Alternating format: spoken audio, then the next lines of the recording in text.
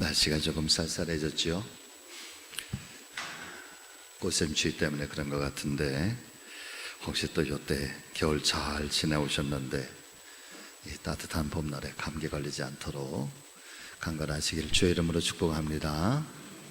자, 같이 하십니다. 방향만 잘 정해져 있다면 조금 늦어도 괜찮습니다. 아멘. 인생의 방향에 관한 말씀을 오늘 우리가 함께 나눌 텐데, 결국은 핵심은 이거예요. 여러분 잘 보세요. 내가 곧 길이다. 내가 곧 진리다. 내가 곧 생명이다. 내가 곧 길이요 진리요 생명이니 나로 말미암지 않고는, 예수님을 말미암지 않고는 아버지께로 갈 자가 없다. 하나님의 말씀인 성경이 불변의 진리라고 하는 것, 거짓이라고 하는 것은요, 시간이 좀 필요할 뿐이지 거짓은 반드시 드러나게 돼 있고 반드시 소멸되게 되어 있는 줄로 믿습니다. 그 진리라고 하는 것은 아무리 그 진리를 누르고 그 진리를 감추고 그 진리를 없애려고 할지라도 진리는 스스로의 힘이 있단 말이에요. 그래서 그 진리는 스스로의 힘이 있어서 결국은 모든 거짓과 모든 위선과 모든 억누름과 모든 학대를 다 깨뜨리고 진리는 스스로 빛을 낸단 말이에요. 그러니까 기독교의 역사라고 하는 것, 신앙의 역사라고 하는 것은 지난 세월에 얼마나 많은 거짓이 난무하고 얼마나 많은 이단들이 정말 활개를 치고 그 진리를 거짓으로 바꾸려고 했던 그런 순간들이 얼마나 많은지 몰라. 그러나 사랑하는 여러분, 그 모든 거짓들은요, 기독교 2000년 역사 동안에 다 소멸되고 사라져요. 뭐 통일교다, 또 뭐 요즘에 뭐 신천지다, 보세요. 시간이 필요할 뿐이지 다 소멸되고 없어질 것들이에요. 그래서 기독교회의 전통이라고 하는 것이, 이 트래디셔널, 이 전통 혹은 정통성이라고 하는 것이, 이것은 하루아침에 세워진 것이 아니란 말이에요. 기독교의 2000년 역사로 내려오면서 거짓은 소멸되고 진리는 남아서, 그래서 기독교의 역사 속에 정통으로 세워지고 남겨져 있는 것. 기독교의 가장 중요한 정통성이 뭘까? 여러분, 그것은 성경입니다. 아무리 이 성경을 불태우고 이 성경을 소멸시키려고 해도 결국은 이 성경은 하나님 말씀 스스로의 생명력이 있어서 지금까지, 아니 앞으로도 영원토록 주님 이 땅에 다시 오시는 그날까지도 이 진리는 살아서 역사할 거고 세상을 움직일 거고 세상을 변화시킬 거고 하나님의 사람들과 함께 더불어서 존재하고 계실 거란 말이에요. 그런데 그 성경의 많은 이야기들 중에 예수님께서 우리에게 전해주시고 있는 말씀이 정말 소중한 말씀이 두 가지가 있다고 한다면 오늘 본문의 말씀이에요. 수고하고 무거운 짐진 자들아 다 내게로 오라. 내가 너희를 쉬게 하리라. 이게 예수 그리스도의 복음의 핵심을 말하는 거란 말이에요. 지친 영혼들, 상한 영혼들아 다 주님께로 돌아오라. 주님이 쉬게 하리라. 내가 곧 길이요 진리요 생명이니 나로 말미암지 않고는 아버지께로 올 자가 없다. 그러시면서 인생에 흔들리기도 하고 요동치기도 하고 지치기도 하고 상하기도 한 모든 영혼들이 여러분 하나의 방향을 분명하게 붙들고 그 방향이 흔들리지 않고 요동치지 않고 나아갈 때, 그때 우리의 인생은 하나님이 책임지실 거라고요. 자, 오늘 방향만 잘 정해져 있다면 조금 늦어도 괜찮습니다. 우리 함께 보겠습니다. 사람이 아프면 마음이 약해집니다. 자신의 아픔이 가장 크게 느껴집니다. 다른 사람의 아픔은 작아 보이고 자신의 아픔은 커 보입니다. 이게 사람이 얼마나 죄인인지, 얼마나 자기중심적인지, 이기적인지 아는 거죠. 다른 사람의 아픔은 작아 보이고 자신의 아픔은 커 보입니다. 그렇게 생각할 수밖에 없는 것이 인간의 모순입니다. 또 지나간 큰 고통보다 지금 겪고 있는 이 작은 고통이 이전의 고통보다 더 크게 느끼는 것이 또한 인간입니다. 큰 고통을 이겨냈으니 이제는 어떤 고통도 별 문제가 되지 않을 것 같지만 결코 그렇지 않습니다. 우리의 인생을 힘들게 하는 것은 때로 큰 고통보다 작은 고통일 수 있기 때문입니다. 사막을 건너온 사람에게 무엇이 가장 힘들었느냐고 묻습니다. 그때의 그의 대답은, 여러분 줄을 이렇게 쳐놔보세요. 신발 속에 들어온 작은 모래라고 했습니다. 사막을 건너가면서 얼마나 많은 힘든 일들이 있었겠어요. 그 순간순간 인간의 한계 상황에 정말 더 이상 못 가겠다, 이제 더 이상 견딜 수가 없다, 막 이제 그런 순간, 그런 상황들이 얼마나 많았겠습니까? 그래도 그거 다 지나서 오고 나면 거센 바람도 황량한 사막도 뜨거운 태양볕도 아니라 신발 속에 작은 모래알, 거센 풍랑도 거센 바람도 그때는 죽을 것 같아도 사랑하는 여러분 같이 하십니다. 그래도 지나갑니다. 그래도 지나가요. 그런데 사라지지 않는 작은 모래알, 계속해서 남아있는, 어쩌면 우리의 삶 가운데 정말 멍울져 있는, 우리나라 한국 사람들은 그걸 가리켜서 한이라고 표현을 했지. 한, 이게 멍울져 있는 거란 말이에요. 신발 속에 작은 모래알. 물론 그는 거센 바람과 싸우고 황량한 사막을 건너면서 고독과 싸우고 뜨거운 태양볕 아래서 갈증과 싸웠을 것입니다. 그러나 정작 그를 끊임없이 괴롭혔던 것은 신발 안에 들어온 작은 모래들이었습니다. 자, 믿음의 성도들은 여러분 줄을 이렇게 또 치시죠. 동그라미 치셔도 좋겠습니다. 늘 자신의 내면을 성찰하면서 살아갑니다. 여러분, 이 사람이 바로 그리스도인이에요. 왜 우리가 하나님의 말씀인 성경을 대하고, 왜 성경을 큐티하고, 왜 매일처럼 하나님의 말씀인 성경을 묵상해야 되는가? 여러분, 자기 자신을 성찰하기 위해. 얼마나 많은 때가 묻습니까? 얼마나 많은 죄의 때가 묻어요. 저는 이 말이 참 좋아. 그 다음 말, 자신과의 싸움. 늘 자신의 내면을 성찰하면서 살아가고 자신과 싸움을 하면서 살아가는. 그래서 고통스럽습니다. 신발 안에 모래알처럼 작은 것들 때문에 늘 힘들어합니다. 믿음의 성도들에게 있어서 육체적 고통보다 더 힘든 것은 내면의 고통입니다. 하나님 앞에서 올바로 살아야 한다는 부담감, 그런데 더 괴로운 것은 그렇게 살지 못하기 때문입니다. 훌륭한 신앙의 삶이 어떤 것임을 알고도 그렇게 살기가 너무 버거운 것입니다. 완벽주의자가 되려고 하는 것은 아니지만, 그러나 최선을 다하는 삶을 살아야 한다고 생각하며 살아가야 합니다. 그런데 그것도 쉽지가 않습니다. 자, 저를 잠깐만 봐주세요.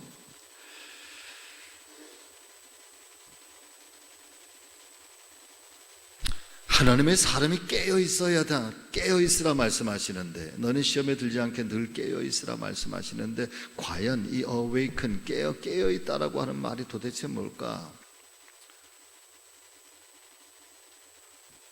awaken이라고 하는 이 깨어있다라고 하는 말의 본래적인 의미는요, 즉시하다 그런 뜻이거든요. 즉시하다. 아주 똑바로 쳐다보라는 거야. 똑바로. 두 눈을 동그랗게 뜨고 똑바로 쳐다봐라. 누구를 쳐다보라? 자기 자신을 쳐다보라. 자기 자신을. 아주 두 눈을 동그랗게 뜨고 아주 눈에서 불꽃이 타는 것이 이글이글거리는 그런 심정으로 그냥 똑바로 직시해서 자기 자신을 살피라. 이게 깨어있다라고 하는 말의 의미거든요. 왜 우리 그리스도인들이 깨어있어야 되느냐라고 하는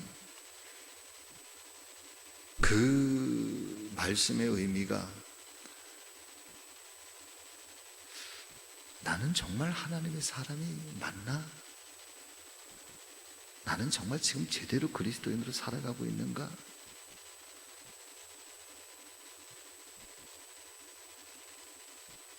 주님 말씀을 내 인생에 아주 거대한 거울로 삼고 그 거울 앞에서 조목조목, 어떨 때는 머리카락이 하늘 흐트러져도 여러분 그거 하나 이렇게 붙들어서 이렇게 자리를 넘기는 것처럼, 아니면 옷을 입고 옷매무새를 다듬는 것처럼 타이를 메고 그 타이가 제대로 잘 메어져 있는지 비뚤어지진 않았는지, 그러면서 한순간 한순간 자기 자신을 하나님의 말씀이라고 하는 이 거룩함 앞에서 사랑하는 여러분 직시하여서 깨어있는 것. 근데 이게 쉬우냐 말이에요. 그것도 매 순간을 그렇게 사는.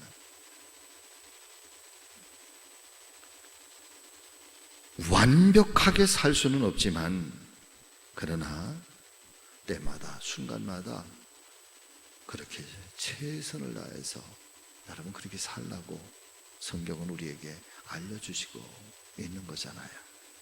그런데 그것도 쉽지 않아.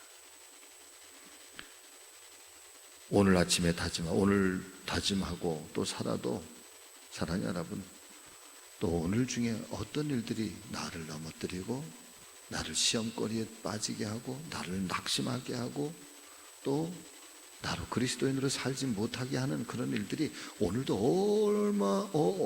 어떤 일들로 어떻게 나에게 다가올지 몰라. 왜냐하면 이 악한 원수 마귀들은 우는 사자처럼 어떻게 틈만 나면 오늘도 우리를 넘어뜨리고 우리를 집어삼킬 자를 두루두루 찾고 있으니까. 가룟 유다에게 생각을 통해서 사단이 그 안에 들어가는 것처럼 오늘 우리에게 생각을 통해서도 사단이 들어올 수도 있고 사람을 통해서도 그 사단이 들어올 수도 있고, 그래서 우리는 매 순간마다 깨뜨리고 넘어뜨린 때가 얼마나 많은지 몰라. 그래서 내 의지 가지고는 안 되는 거란 말이야. 이게 내 생각만 가지고는 안 된단 말이에요. 나의 경험만 가지고는 안 돼. 내 뜻만 가지고는 안 되는 거잖아요. 안 돼요. 여러분, 그래서 같이 하십니다. 성령님이 도와주셔야 됩니다. 아멘. 사실은 그래서 내 안에 성령 계신, 내 안에 거하고 계시는 성령께서 나를 지배하고 나를 다스리고 매 순간마다 나에게 말씀을 주시고 나에게 대화를 걸어오시고 아주 친밀하게 그 성령님과 거하면서 그분의 말씀, 그분의 음성 앞에 귀를 기울이고, 내가 넘어져도 또 내 안에 다시 들려오시는 성령의 소리를 여러분 귀를 기울이고, 그리고 그때 이제 우리에게 필요한 것은 순종이라는 거예요. 순종. 말씀하시옵소서. 제가 순종하겠나이다. 그러니까 잘 들을 수 있는 게 믿음이고, 잘 들려온 말씀 앞에 나를 쳐서 사랑하는 여러분 잘 복종하는 게 은혜란 말이에요. 할렐루야. 그래서 늘 하나님을 바라보며 살아갑니다. 자, 그 다음 말씀. 사람이 몸이 아프면 하던 일을 잠시 멈춰야 합니다. 속도를 내던 일도 속도를 조금 늦추어야 합니다. 여러분, 몸은요 정지가 합니다. 몸은 고통을 통해 우리에게 말을 걸어옵니다. 조금 쉬어야겠다고 말을 합니다. 그것이 몸의 지혜입니다. 우리 안에 좋지 않은 것이 들어오면 몸은 토해내거나 설사를 합니다. 여러분, 줄을 쳐놓으세요. 우리 몸 안에 머물러서는 안 될 것들을 배출하기 위해서입니다. 몸이 스스로 자신을 정화하고 있는 것입니다. 그렇죠? 우리 안에 없어도 될 것들을 몸은 여러분 불편해해요. 몸은 불편해요. 자, 이렇게 기도하시죠. 저를 보세요. 제가 이렇게 기도를 해요. 하나님 앞에 어떤 몸이 좀 불편하셔서 아프신 분들 이렇게 제가 기도하잖아요. 예수님의 이름으로 기도해요. 예수님이 치유하시길 위해서 축복하면서 기도해요. 아마 많은 분들이 지금 그런 저의 축복 기도를, 여러분 저의 중보 기도를 그렇게 들으신 기억이 있으실 거예요. 제가 기도할 때 이렇게 기도해요. 하나님, 이 몸을 만드신 분이 하나님이시고 이 몸을 창조하신 분이 하나님이십니다. 없어도 될 것들이 이 몸 안에 들어와 있으면 하나님께서 만드신 게 아니잖아요. 하나님께서 본래 만드셨던 그 몸으로 회복시켜 주시옵소서. 없어도 될 것들 사라지게 하시고 예수의 이름으로 선포하노니 떠나가게 하여 주시옵시고 제자리를 찾게 하여 주옵소서. 뼈마디가 제자리를 찾고 장의 기능들이 제자리를 찾고 힘줄이 제자리를 찾고 역할들이 제자리를 찾게 하여 주시옵소서. 바꿔서 말씀을 드리면 여러분 심장을 향해서도 예수의 이름으로 선포하는 거야. 장기를 향해서도 예수의 이름으로 선포하는 거예요.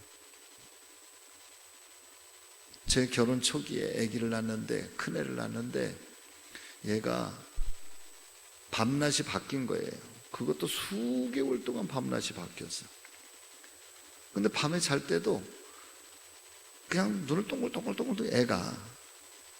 근데 목회라고 하는 게 사랑하는 여러분, 밤에는 자야 되고 낮에는 신방해야 되고 낮에는 또 주회를 해야 되잖아요. 근데 저는 괜찮은데 아내가 얼마나 고생을 하는지 몰라. 그래도 명절이 돼서 고향을 갔다가 제가 존경하는 그 목사님 인사를 드리러 갔잖아요. 그래서 이제 목사님, 얘가요 너무 이렇게 밤낮이 바뀌어가지고 이렇게 사람을 힘들게 해요. 그랬더니 아이고 어쩌다가 밤낮이 바뀌었어. 그러면 목사님이 이 머리에 또 손을 얹고 안수 기도를 해주시는 거예요.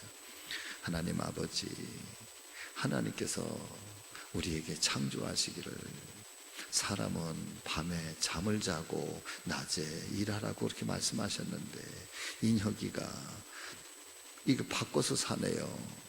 밤에 자고 낮에 일할 수 있도록 해주세요. 그리고 축복 기도를 해줬단 말이야.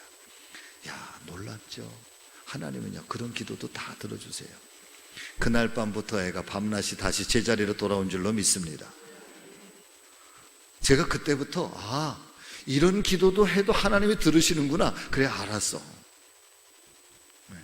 여러분 우리의 몸이 아프면 우리 몸 안에 없어도 될 것들은 여러분 몸이 불편해요.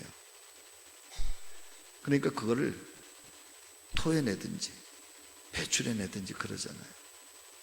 여러분 우리의 영혼도 똑같아요.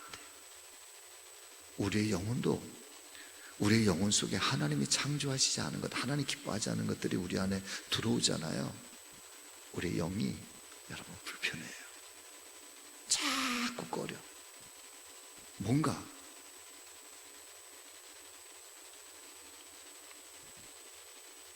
몸도 정화해야 되지만 우리의 마음도 우리의 영혼도 여러분 하나님의 사람으로 잘 성령이 거하신 은혜의 전으로 잘 다듬어야 돼요. 할렐루야. 자, 그 다음 우리는 마음의 소리에도 귀를 기울여야 하지만 우리 몸이 우리에게 신호를 보낼 때 그 신호를 무시하지 않아야 합니다. 너무 예민해도 안 되지만 너무 둔감해도 안 됩니다. 우리에게 필요한 것은 삶의 적절한 균형입니다. 바이올린 혀는 너무 팽팽하거나 너무 풀려 있으면 아름다운 소리를 발할 수가 없습니다. 적절하게 균형을 이루어야 합니다. 또한 바이올린을 사용하지 않을 때는 혀를 풀어주어야 합니다. 사람도 마찬가지입니다. 적절한 삶의 균형이 필요합니다. 때로는 바이올린의 혀를 잠시 풀어놓은 것처럼 긴장을 풀고 쉬어주어야 합니다. 사랑하는 여러분, 힘들면 조금 속도를 줄이셔도 됩니다.